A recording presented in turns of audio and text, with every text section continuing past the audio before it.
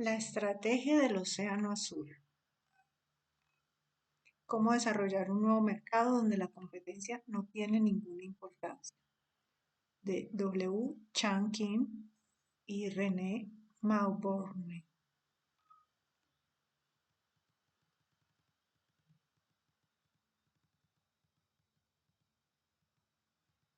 Capítulo 1. La creación de los océanos azules.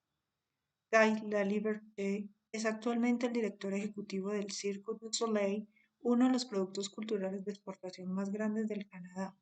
Pero antes de eso fue acordeonista, saltimbanqui y devorador de fuego.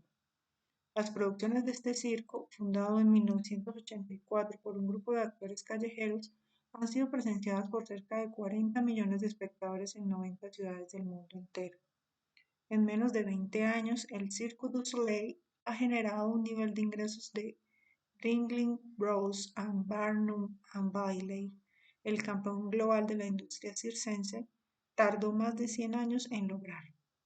Lo que hace que este crecimiento acelerado sea todavía más asombroso es que no se logró en una industria atractiva, sino en una más bien deteriorada, cuyo potencial de crecimiento era limitado, visto a la luz del análisis estratégico tradicional.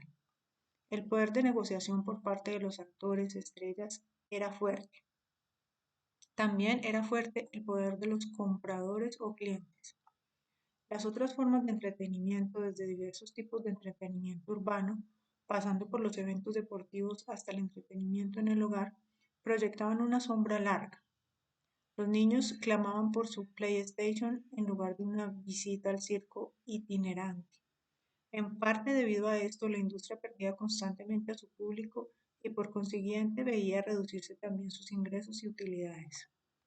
Existía además el sentimiento creciente de los grupos protectores de los animales contra su uso en los circos. Ringling Bros. And Barnum and Bailey marcaban la pauta, y los circos más pequeños no eran otra cosa que imitaciones en pequeña escala. Por consiguiente, desde el punto de vista de la estrategia basada en la competencia, la industria del circo carecía de atractivo. Otro aspecto notable del éxito del Cirque du Soleil es que no triunfó a fuerza de arrebatarle los clientes a la industria cada vez más pequeña del circo, la cual había puesto tradicionalmente su mira en los niños. El Cirque du Soleil no compitió con Ringling Bros. And Barnum and Bailey, sino que creó un espacio antes desconocido en el mercado, en el cual la competencia perdió toda su importancia.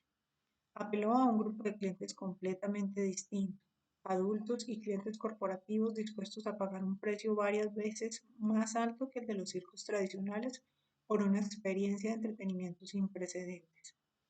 Es importante señalar que una de las primeras producciones del circo llevó por título Reinventamos el circo, un espacio nuevo en el mercado. El Cirque du Soleil triunfó porque reconoció que para retener éxito en el futuro, las compañías tendrían que dejar de competir entre sí. La única manera de vencer a la competencia es dejar de tratar de vencerla. Para comprender ese logro del Cirque du Soleil, imaginemos un universo competitivo compuesto de dos tipos de océanos, los océanos rojos y los azules. Los océanos rojos representan a todas las industrias existentes en la actualidad. Es el espacio conocido del mercado. Los océanos azules representan a todas las industrias que no existen actualmente. Es el espacio desconocido del mercado. En los océanos rojos, las fronteras de las industrias están definidas y aceptadas y se conocen las reglas del juego. En ellos, las compañías tratan de superar a sus rivales a fin de llevarse una mayor participación en la demanda existente. A medida que se satura el espacio del mercado, se reducen las perspectivas de rentabilidad y crecimiento. Los productos se convierten en bienes genéricos y la competencia a muerte tiñe de sangre el océano del océano rojo. Por otra parte, los océanos azules se definen como espacios de mercado no aprovechados y por la creación de demanda y oportunidades para un crecimiento altamente rentable. Aunque algunos de los océanos azules se quedan muy lejos de los límites de las industrias existentes, la mayoría de ellos brota de los océanos rojos cuando se amplían las fronteras de esas industrias, como lo hizo el Cirque du Soleil. En los océanos azules la competencia pierde su validez porque las reglas del juego todavía no existen. En los océanos rojos siempre será importante mantenerse a flote gracias a vencer a los rivales. Los océanos rojos siempre serán importantes y serán una realidad de la vida de los negocios, pero en vista de que en un número cada vez mayor de industrias la oferta supera la demanda, competir por una participación en unos mercados cada vez más chicos, aunque será necesario, no bastará para sostener un alto desempeño. Las compañías deben ir más allá de la competencia. A fin de lograr nuevas oportunidades de crecimiento y rentabilidad, también deben crear nuevos océanos. Infortunadamente, los océanos azules en su mayoría no están definidos. El pensamiento estratégico de los últimos 25 años se ha centrado principalmente en las estrategias para los océanos rojos, donde prevalece la competencia. El resultado ha sido un conocimiento bastante bueno sobre la manera de competir hábilmente en las aguas rojas, desde el análisis de la estructura económica básica de una industria existente hasta la selección de una posición estratégica de bajo costo o de diferenciación o de enfoque o la referenciación, benchmarking de la competencia. Aunque algo que se habla acerca de los océanos azules, no hay muchas guías prácticas sobre la manera de crearlos. A falta de unos esquemas analíticos para crear los océanos azules y de unos principios para manejar eficazmente el riesgo, la creación de dichos océanos se ha quedado en el plano del deseo por ser una estrategia demasiado arriesgada a juicio de los gerentes. Este libro proporciona los esquemas prácticos y las herramientas analíticas para buscar y capturar sistemáticamente los océanos azules. La creación continua de océanos azules. Si bien la expresión océanos azules es nueva, su existencia no lo es. Son un rasgo del pasado y el presente de la vida de las empresas. Si miramos 100 años atrás y nos preguntamos cuántas industrias eran desconocidas en ese momento, la respuesta es que muchas industrias tan básicas como la de los automóviles, la grabación musical, la aviación, la petroquímica, el cuidado de la salud y la consultoría de negocios no existían ni siquiera en la imaginación o apenas comenzaban a perfilarse.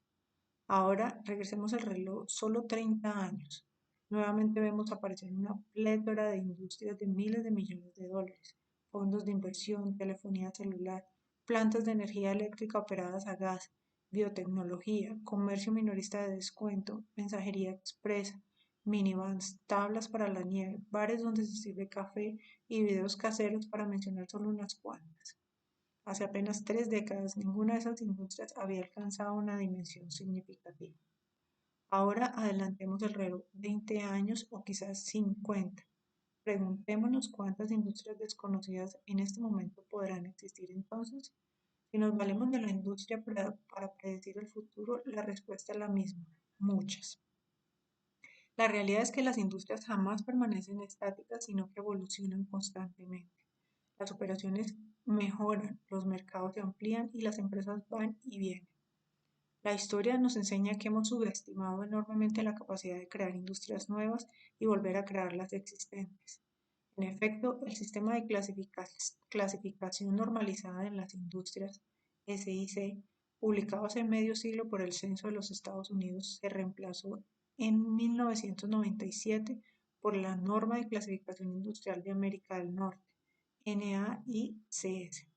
El nuevo sistema amplió a 20 los 10 sectores industriales de la CIC a fin de reflejar las realidades que surgen de los nuevos territorios industriales.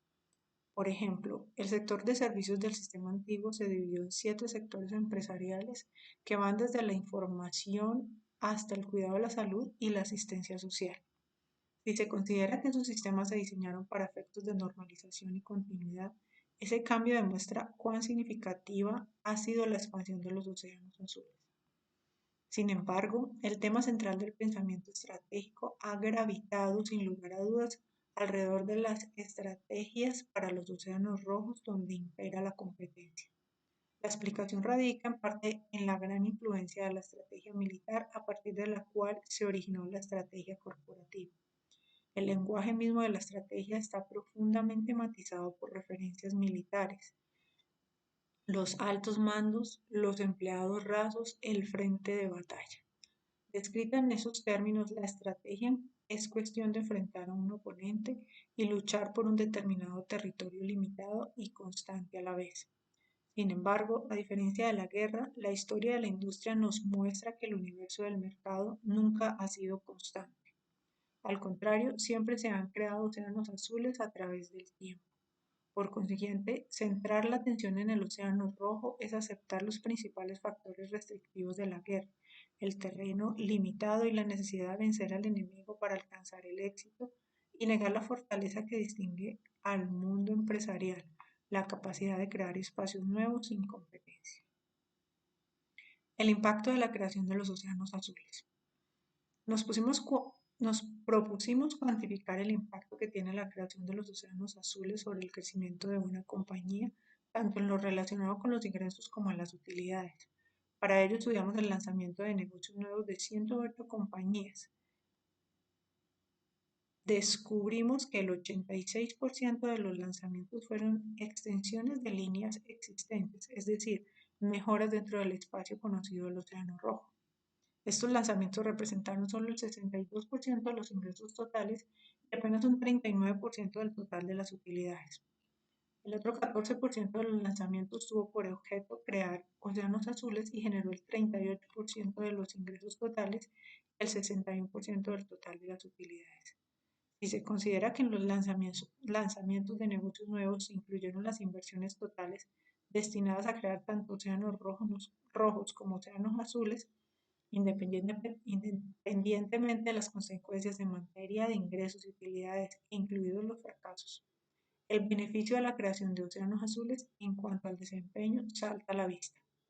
Aunque no tenemos datos sobre la tasa de aciertos de las iniciativas de océanos rojos y océanos azules, las diferencias de desempeño entre ellas en términos globales son notables.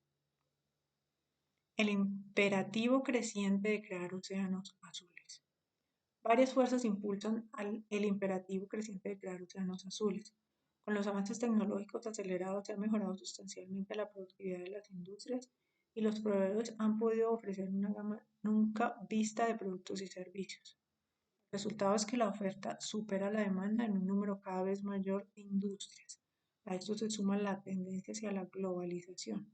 A medida que se desmantelen las barreras comerciales entre las naciones y las regiones y ante la posibilidad de contar con información instantánea sobre los productos y los precios a nivel global, los nichos de mercado y los paraísos monopólicos tienden a desaparecer.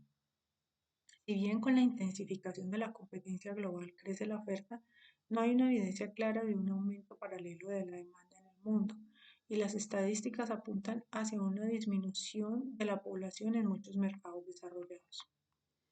El resultado ha sido que los productos y servicios han pasado rápidamente a ser genéricos, con lo cual han aumentado las guerras de precios y se han reducido los márgenes de utilidades. Diversos estudios recientes de las principales marcas estadounidenses en distintas industrias confirman esa tendencia. Revelan que las marcas son cada vez más parecidas en las principales categorías de productos y servicios y que mientras mayor su similitud, mayor la tendencia de la gente.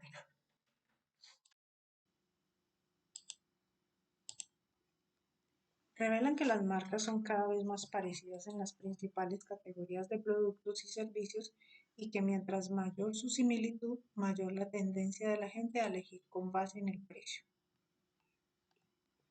Ya la gente no insiste como antes en que su detergente para la ropa sea Tide. Tampoco le es fiel a Colgate cuando Crest está en descuento y viceversa. En las industrias saturadas es cada vez más difícil diferenciar las marcas, tanto en momentos de crecimiento como de decrecimiento económico. Todo esto indica que el ambiente empresarial en el cual evolucionaron la mayoría de los enfoques estratégicos y administrativos del siglo XX tiende a desaparecer. A medida que se vayan tiñendo de sangre los océanos rojos, los gerentes tendrán que interesarse más por los océanos azules de lo que están acostumbrados a hacerlo.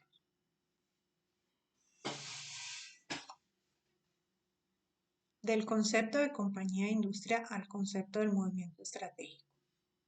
¿Cómo puede una compañía salirse del océano rojo de la competencia sangrienta? ¿Cómo puede crear un océano azul? ¿Hay un enfoque sistemático para lograrlo y por tanto sostener un desempeño elevado? En nuestra búsqueda de una respuesta, lo primero que hicimos fue definir la unidad básica de análisis para nuestra investigación. Para comprender las raíces del alto desempeño, la literatura empresarial por lo general utiliza a la compañía como la unidad básica de análisis. La manera como las compañías logran un crecimiento fuerte y rentable mediante un conjunto definido de características estratégicas, operativas y organizacionales ha sido motivo de asombro. Sin embargo, nuestra pregunta fue la siguiente: ¿hay compañías excelentes o visionarias, imperecederas, que superan constantemente al mercado y crean océanos azules repetidamente? Consideremos los ejemplos de In Search of Excellence, En busca de la excelencia, y Built to Last, Empresas que perduran. El primero de estos libros se publicó hace 20 años y fue un éxito de librería. Sin embargo, a los 2 años de su publicación, varias de las compañías analizadas comenzaron a quedar en el olvido. Atari, Chesebrough, Pons, Data General, Fluor, National Semiconductor, tal como se documentó en Managed on the Edge. 2/3 de las empresas modelo identificadas en el libro se habían caído de sus pedestales en un lapso de 5 años después de su publicación. El libro Empresas que perduran siguió los mismos pasos. Trató de identificar los hábitos exitosos de las compañías visionarias como una historia larga de desempeño superior. Sin embargo, para no caer en la trampa de En busca de la excelencia, el periodo de estudio de empresas que perduran se amplió a todo el periodo de existencia de las compañías y el análisis se limitó a las empresas de más de 40 años. Empresas que perduran también fue un éxito de librería. Sin embargo, tras un examen más riguroso, también han salido a la luz las deficiencias de algunas de las compañías visionarias destacadas en empresas que perduran, tal como se ilustra en el libro Creative Destruction, aparecido recientemente. Buena parte del éxito atribuido a algunas de las compañías modelo analizadas en empresas que perduran se debió al desempeño de su sector de la industria y no de las compañías propiamente. Por ejemplo, Hewlett-Packard cumplía los criterios de empresas que perduran porque había superado el desempeño del mercado en el largo plazo. En realidad, si bien HP superó el desempeño del mercado, lo mismo hizo toda la industria del hardware. Además, HP ni siquiera superó a la competencia dentro de la industria. Valiéndose de este y de otros ejemplos, el libro Creative Destruction cuestionó la existencia real de compañías visionarias que superan continuamente el desempeño del mercado. Y todos hemos sido testigos del estancamiento o el deterioro de las compañías japonesas célebres por las estrategias revolucionarias de sus días de gloria a finales de los años 70 y principios de los 80. Si la compañía de alto desempeño perpetuo no existe y si una misma compañía puede ser brillante en un momento y torpe en otro, tal parece entonces que la compañía no es la unidad de análisis apropiada para explorar las raíces del alto desempeño y de los océanos azules. Tal como se mencionó anteriormente, la historia también nos muestra que las industrias se crean y se expanden continuamente en el tiempo y que las condiciones y las fronteras de la industria no están dadas, sino que los actores individuales los forjan. No es necesario que las compañías compitan frontalmente en un determinado espacio de la industria. El Cirque du Soleil creó un espacio nuevo en el mercado del entretenimiento y generó de paso un crecimiento sólido y rentable. Por consiguiente, tal parece que ni la compañía ni la industria son la mejor unidad de análisis para estudiar las raíces del crecimiento rentable. Obedeciendo a esta observación, nuestro estudio muestra que la unidad de análisis para explicar la creación de los océanos azules y el alto desempeño sostenido es el movimiento estratégico, no la compañía ni la industria. El movimiento estratégico se refiere a la serie de actuaciones y decisiones que debe tomar la gerencia a fin de producir una oferta importante conducente a la creación de un mercado. Por ejemplo, cuando Hewlett Packard compró a Compaq en 2001, esta dejó de ser una compañía independiente, lo cual induciría a muchas personas a juzgar que la compañía no fue exitosa. Sin embargo, es algo que no invalida los movimientos estratégicos de océanos azules que Compaq realizó al crear la industria de los servidores. Esos movimientos estratégicos no solo contribuyeron a la recuperación contundente de la compañía a mediados de los años 90, sino que también abrieron un nuevo espacio de miles de millones de dólares en el mercado de los computadores. El apéndice A, un esquema del patrón histórico de la creación de océanos azules, es una reseña resumida de la historia de tres industrias representativas de los Estados Unidos tomadas de nuestra base de datos: la industria automotriz, cómo llegamos al trabajo; la industria de la computación, lo que utilizamos en el trabajo; y la industria del cine, donde vamos después del trabajo para descansar. Tal como se demuestra en el apéndice A, no hay una sola compañía o industria que haya sido excelente a perpetuidad. Sin embargo, hay una semejanza notable entre los movimientos estratégicos que han creado océanos nuevos y los que han marcado trayectorias nuevas del crecimiento fuerte y rentable. Los movimientos estratégicos que aquí se examinan, movimientos de los cuales han nacido productos y servicios que abrieron y capturaron espacios nuevos en el mercado, provocando así saltos enormes en la demanda. Contienen historias extraordinarias de crecimiento rentable, pero también de oportunidades que las compañías estancadas en los océanos rojos dejaron pasar, razón por la cual se convierten en materia de reflexión. Construimos nuestro estudio alrededor de esos movimientos estratégicos a fin de comprender el patrón mediante el cual se crean los océanos azules y se logra un alto desempeño. Estudiamos más de 150 movimientos estratégicos realizados entre 1880 y 2000 en más de 30 industrias y examinamos detenidamente a las empresas pertinentes en cada uno de los casos. Las industrias comprenden desde hoteles, el cine, el comercio minorista, las aerolíneas, la energía, los computadores, la radio y la televisión, hasta la construcción, los automóviles y el acero. Analizamos no solo las empresas exitosas que dieron nacimiento a los océanos azules, sino también a los competidores menos afortunados. Dentro de cada movimiento estratégico y entre los distintos movimientos, buscamos la convergencia del grupo creador de los océanos azules, así como lo sucedido con las empresas menos exitosas atrapadas en el océano rojo. También buscamos la divergencia entre los dos grupos. Como parte de esta búsqueda tratamos de descubrir los factores comunes conducentes a la creación de océanos azules y las diferencias fundamentales entre los triunfadores y los simples sobrevivientes o los perdedores lanzados a la deriva en el océano rojo. A través de nuestro análisis de más de 30 industrias confirmamos que no son las características de la industria ni la organización las que explican la diferencia entre los dos grupos.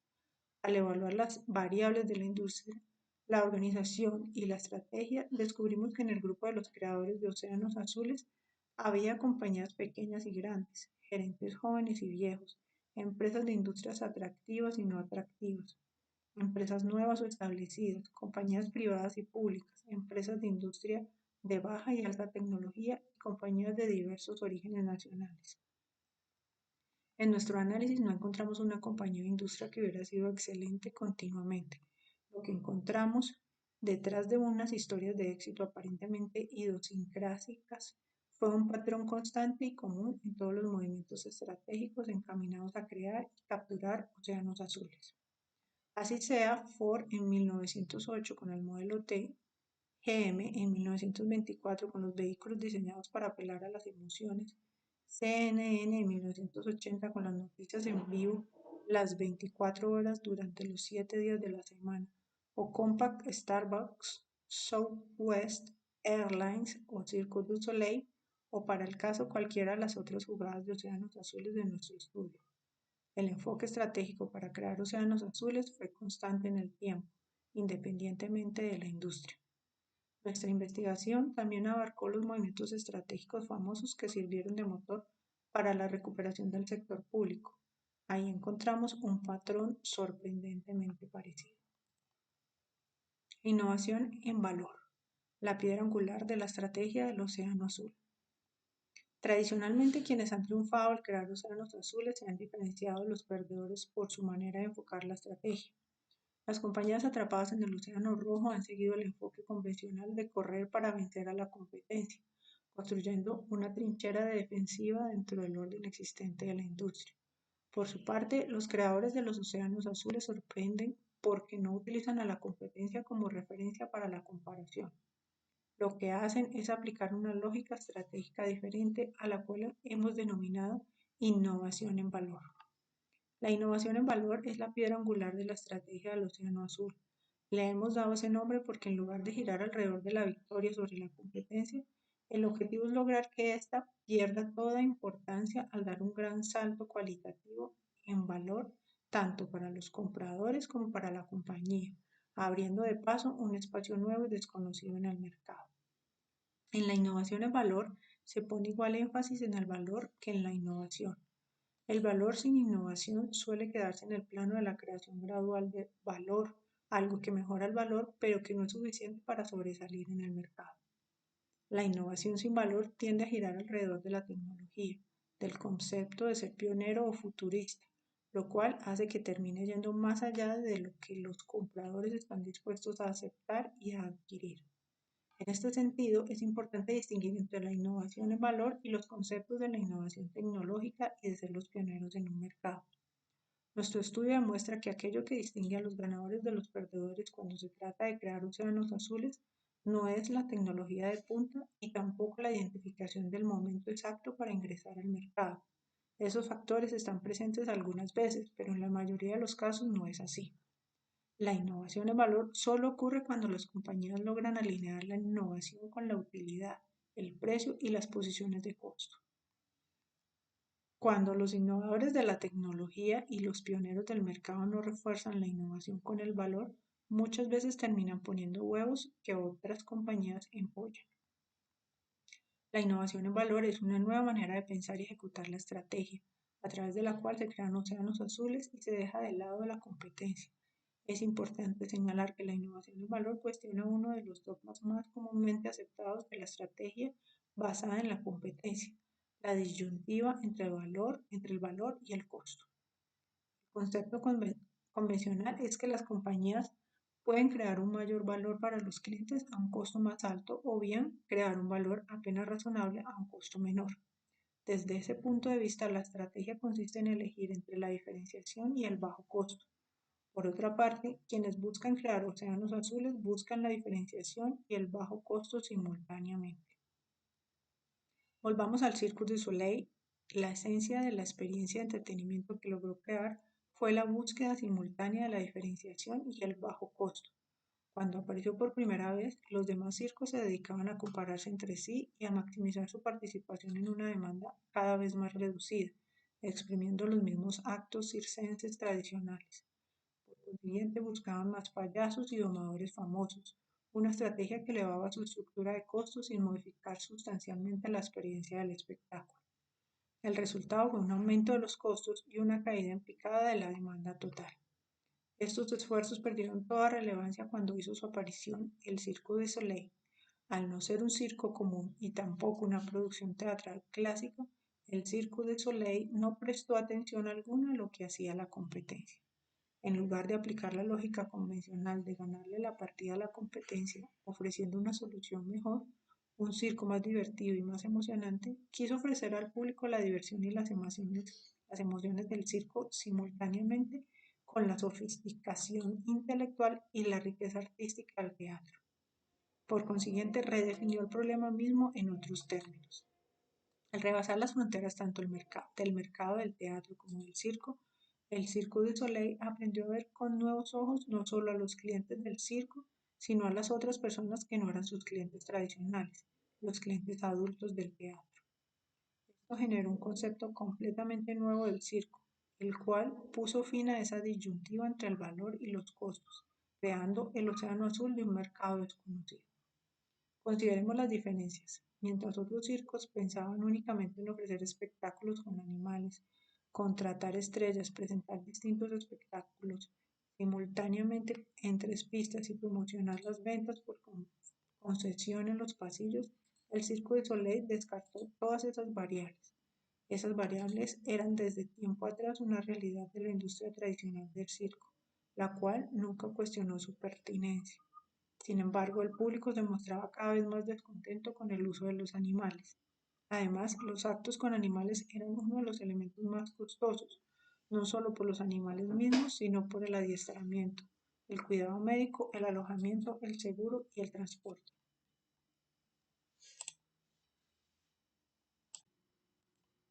Asimismo, mientras la industria del circo buscaba presentar estrellas, en la mente del público las supuestas estrellas del circo eran poca cosa al lado de las estrellas de cine. Por consiguiente, eran otro componente costoso que no influía en mayor medida sobre los espectadores. También desaparecieron las tres pistas simultáneas.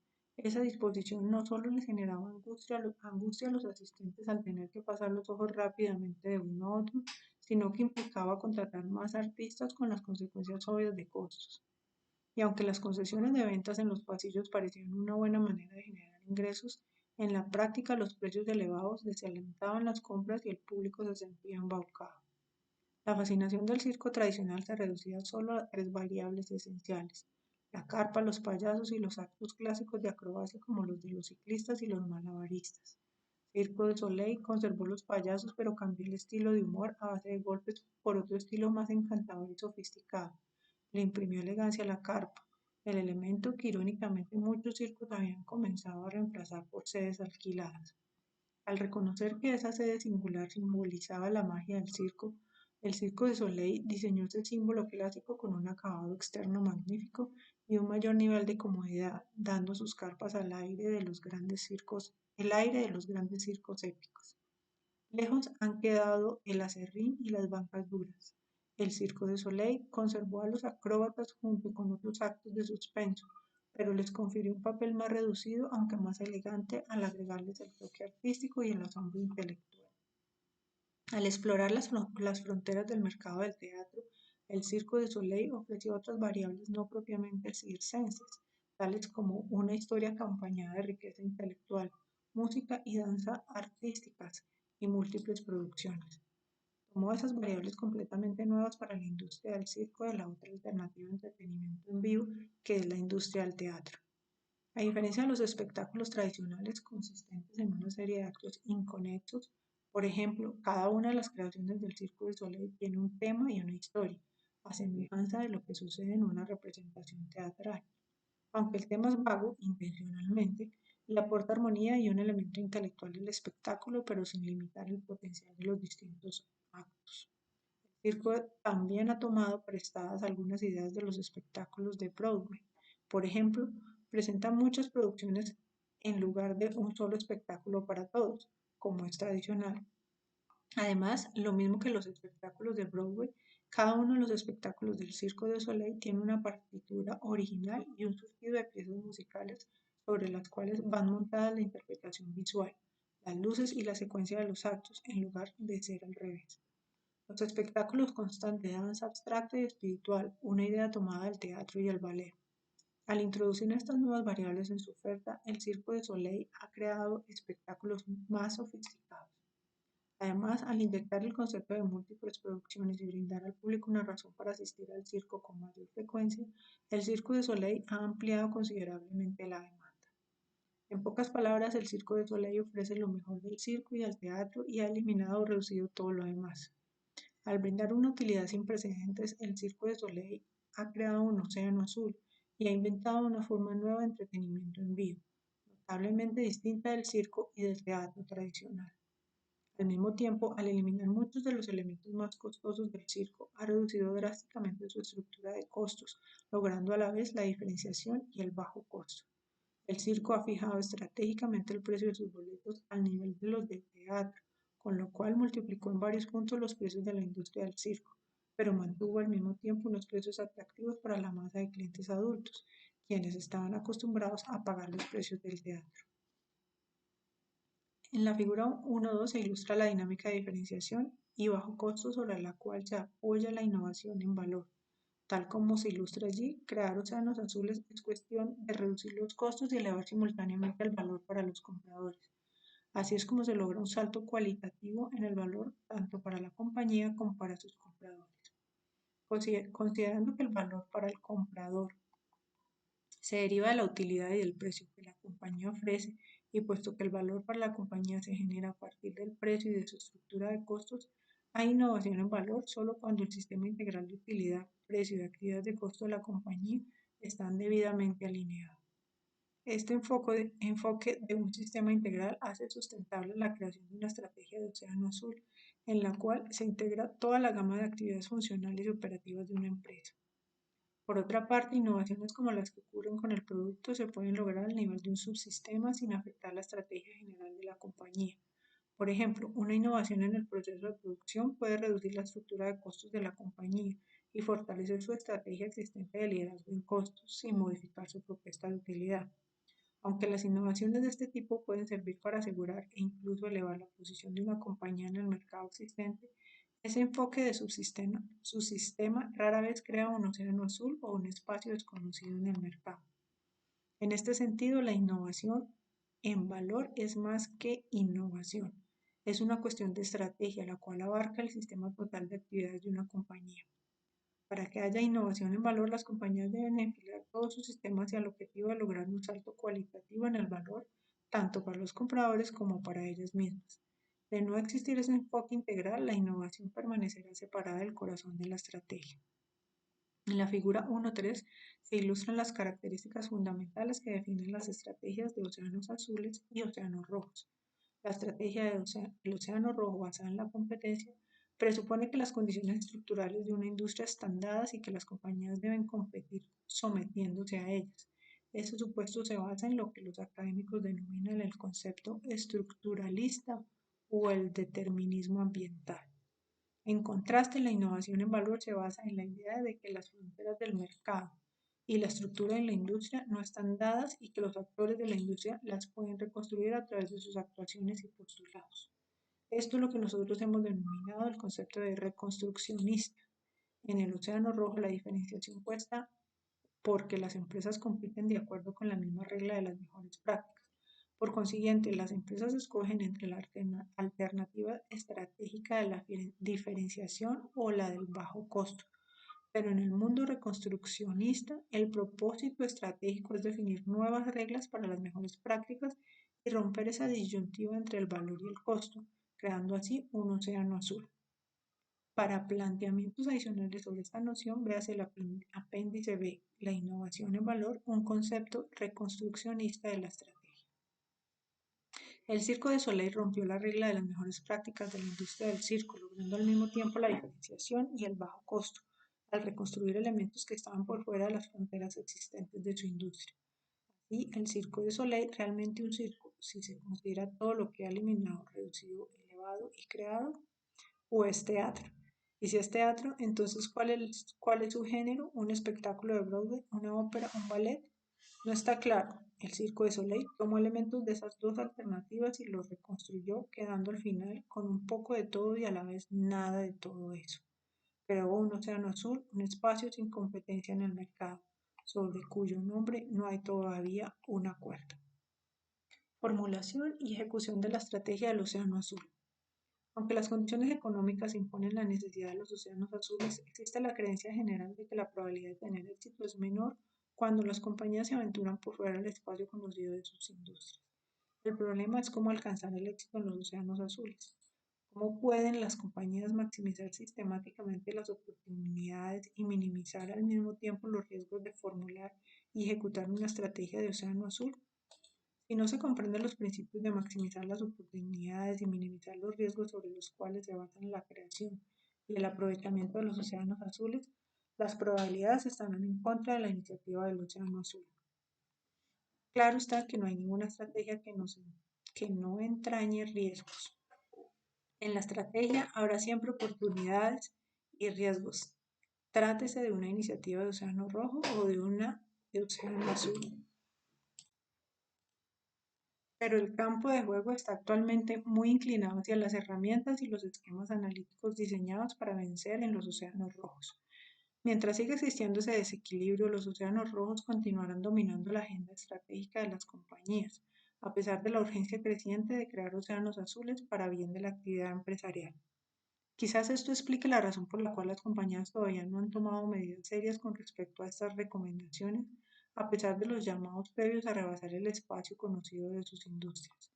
El propósito de este libro es corregir este desequilibrio mediante la presentación de una metodología que sustente nuestra tesis. Aquí presentamos los principios y los esquemas analíticos para tener éxito en los océanos azules. En el capítulo 2 presentamos las herramientas y los esquemas analíticos considerados esenciales para crear y capturar océanos azules, aunque en los capítulos siguientes se presentan otras herramientas según se van necesitando. Las herramientas básicas de análisis se utilizan durante todo el libro.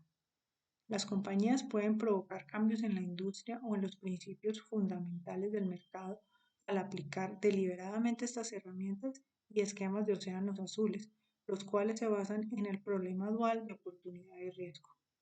En los capítulos siguientes introducimos los principios para asegurar el éxito en la formulación y la ejecución de la estrategia del Océano Azul y explicamos la manera como se aplican en la práctica, junto con las herramientas analíticas.